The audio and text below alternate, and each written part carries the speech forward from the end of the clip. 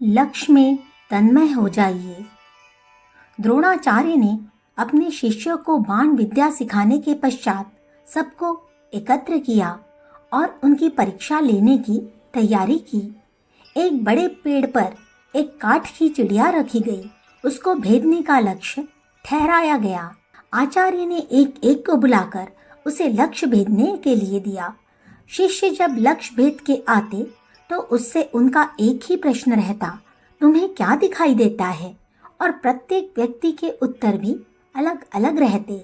इन उत्तरों में सबको एक चिड़िया का दिखना तो समान रहता, पर इसके साथ जो अन्य बातें मिली रहती वे सब भिन्न होती। कोई चिड़िया के साथ पत्ती देखता, कोई टहनी, कोई पेड़, और इसलिए आचार्य सबको हटाते जाते। सबके अंत में अर्जुन से पूछने का नंबर आया। आचार्य ने पूछा, तुम्हें क्या दिखाई देता है? अर्जुन ने कहा, मुझे चिड़िया की आंख के सिवा और कुछ नहीं दिखाई देता। अर्जुन के उत्तर से आचार्य प्रसन्न हो गए। अर्जुन ने खुशी खुशी लक्ष्य भेद किया। आचार्य ने आशीर्वाद दिया। द्रोणाचार्य और अर्जुन के इस संवाद ने बताया कि लक्ष्य कौन भेद सकता है जिसकी निगाह में लक्ष्य के सिवा अन्य कुछ भी न समाये। सफलता की कुंजी यही एकमात्र तन्मयता है। इसका एक दूसरा नाम एकाग्रता है। मन बड़ा शक्तिवान है परंतु बड़ा चंचल, इसलिए उसकी समस्त शक्ति छितरी रहती है और इसलिए मनुष्य सफलता को आसानी से नहीं पा लेता। सफलता के दर्शन उसी समय होते हैं जब मन अपनी वृत्तियों को छोड़कर किसी एक वृत्ति पर केंद्रित हो जाता है। उसके अलावा और कुछ उसके आमने सामने और पास रहती ही नहीं। सब तरफ लक्ष्य ही लक्ष्य, उद्देश्य ही उद्देश्य रहता है। सिद्धि का एक सुंदर उदाहरण महाभारत में इस प्रकार मिलता है। जिस समय आचार्य द्रोण कौरव एवं पांडव राजकुमारों को बाण विद्या सिखा रहे थे, उस समय एक निषाद कुमार आचार्य के पास बाण विद्या सीखने के लिए आया। निषाद होने के कारण आचार्य ने सिखाने से इनकार कर दिया। निषाद कुमार इससे निराश नहीं हुआ, अपितु उसी तन्मयता के साथ उसने आचार्य की मिट्टी की प्रतिमा बनाई और उसको गुरु मानकर उसने बाण विद्या सीखना आरंभ कर दिया। उसकी एकाग्रता ने उसे बाण विद्या में पारंगत कर दिया। यह उदाहरण यह स्पष्ट करता है कि मनुष्य अनंत शक्तियों का घर है।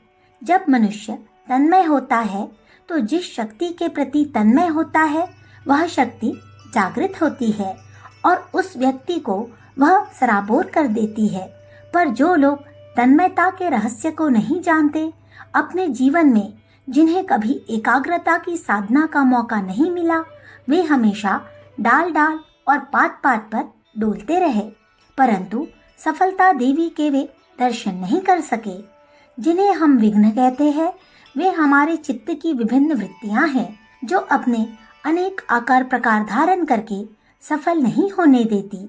यदि हम लक्ष्य सिद्ध करना चाहते हैं तो यह आवश्यक है कि लक्ष्य से विमुख करने वाली जितनी भी विचारधाराएं उठे और पथ भ्रष्ट करने का प्रयत्न करे, हमें उनसे अपना संबंध विच्छेद करते जाना चाहिए।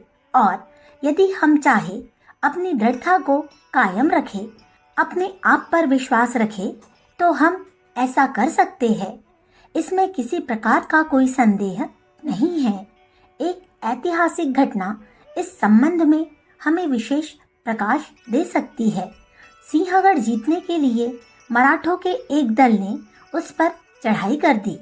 प्रसिद्ध तानाजी राव इसके सेनानी थे। अपने सैनिकों के साथ किले की दीवार पर रस्सी टांगकर वे चढ़ गए। शत्रुओं के साथ घोर युद्ध होने लगा।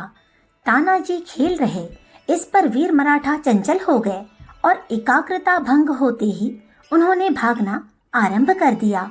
जिस रास्ते आए थे उसी रास्ते से उतरने का प्रयत्न करने लगे। तानाजी के भाई सूर्याजी ने उस रास्ते को बंद करने के लिए रस्सी को काट दिया और कह दिया कि भागने का रास्ता बंद हो गया। भागने का रास्ता बंद हो जाने पर जीत का ही रास्ता खुला मिला। इसलिए जो शक्ति भागने में लग गई थी उसने फिर जीत का बाना पहना और सिंहगढ़ पर विजय प्राप्त की। मन की अपरिमित शक्ति को जो लक्ष्य की ओर लगा देते हैं और लक्ष्य भ्रष्ट करने वाली वृत्तियों पर अंकुश लगा लेते हैं अथवा उनसे अपना मुंह मोड़ देते हैं, वे ही जीवन के क्षेत्र में विजयी होते हैं, सफल होते हैं। शास्त्रों में इन सफलता को पाने के लिए बाण के समान गति वाला बनने का आदेश दिया है। शर्वत तन्मयो भवेत, बाण की तरह तन्मय होना चाहिए। धनुष से छुटा बाण अपनी सीध में ही चलता जाता है। वह आसपास की किसी वस्तु के साथ अपना संपर्क न रखकर सीधा वहीं पहुंचता है जो कि उसके सामने होती है, अर्थात सामने की तरफ ही उसकी आंखें खुली रहती है और सब ओर से बंद। इसलिए जो लोग लक्ष्य की तरफ आंख रखकर शेष सभी ओर से अपनी इंद्रियों को मोड़ लेते हैं और लक्ष्य की ओर ही समस्त शक्ति लगा देते हैं, वे ही सफल होते हैं। उस समय अर्जुन से पूछे गए द्रोण के प्रश्न उत्तर में अर्जुन की तरह उनकी अंतरात्मा में एक ही ध्वनि गूंजती है, अतः अपना लक्ष्य ही दिखाई देता है।